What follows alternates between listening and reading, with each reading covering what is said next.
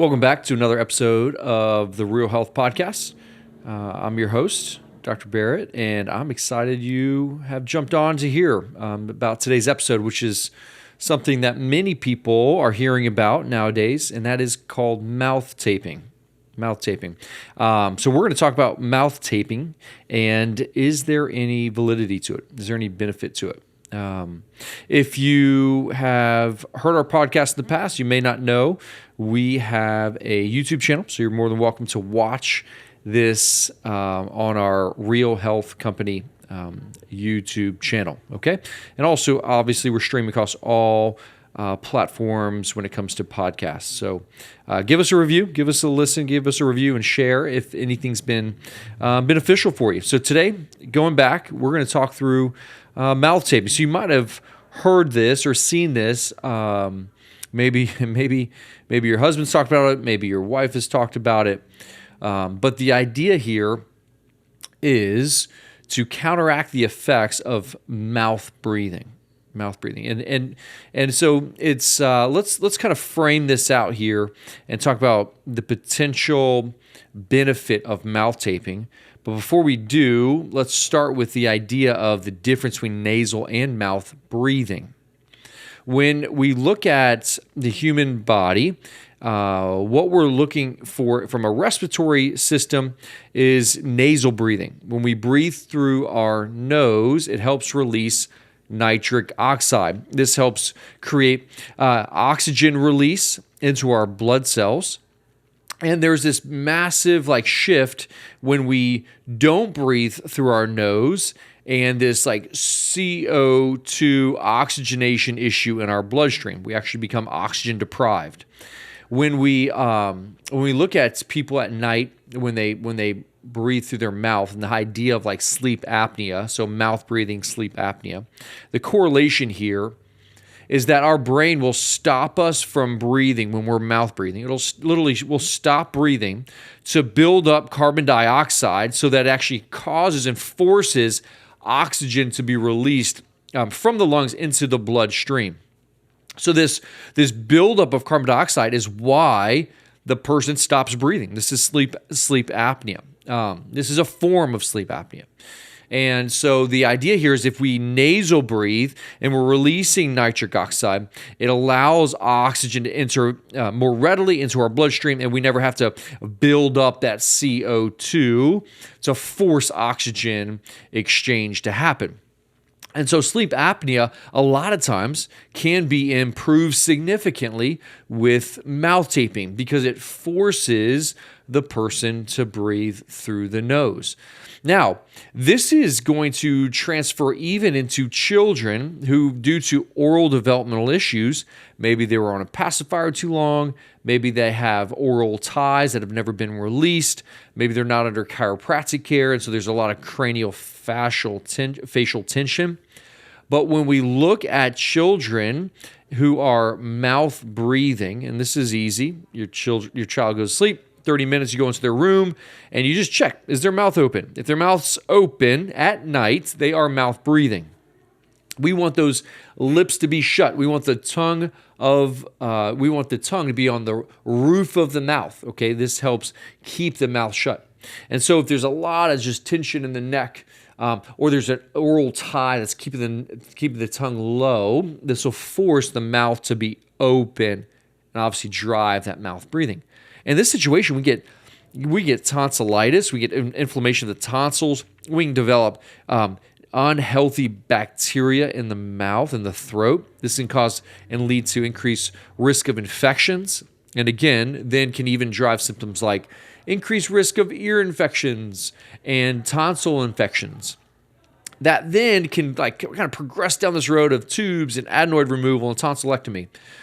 So mouth breathing in kids has also been associated with ADD, ADHD, wetting the bed, asthma, and the list goes on. So if we can get our child to breathe through the nose, and maybe even the husband who's snoring to breathe through the nose, not only does it help with these symptoms, but it's transformational in their sleep.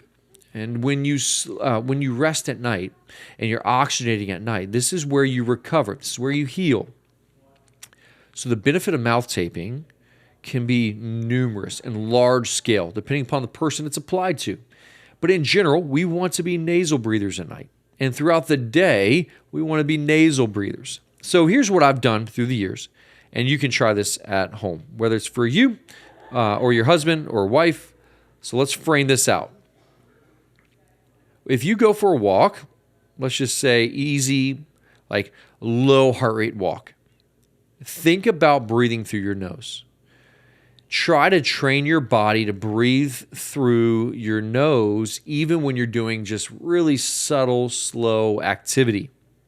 When you're training in the gym, right?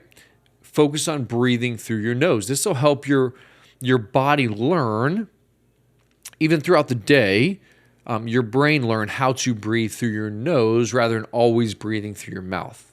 Okay? So that's the first thing. Breathe through your nose throughout the day. Be mindful if you're breathing through your mouth, and then kind of be mindful then to switch it back to nasal breathing. And then at night, there's two things that I do. I use a breathe right strip to open up my nasal pathway.